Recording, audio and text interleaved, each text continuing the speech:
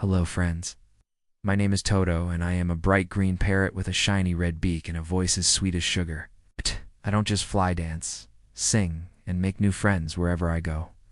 I live in the biggest mango tree in the middle of the jungle. Every morning, I wake up the animals with my cheerful good morning. Good morning, monkey. Good morning, elephant. Good morning, sun. I love to talk and sing songs, though jungle animals call me the singing parrot. But one day something strange happened. The jungle became silent. No birds, no wind, no laughter. A little bunny was lost and crying under a tree. I flew down and said gently, "Don't worry, little one. I'll help you find your way." So I flew high above the trees and searched all around. I chirped, I called, I sang a song.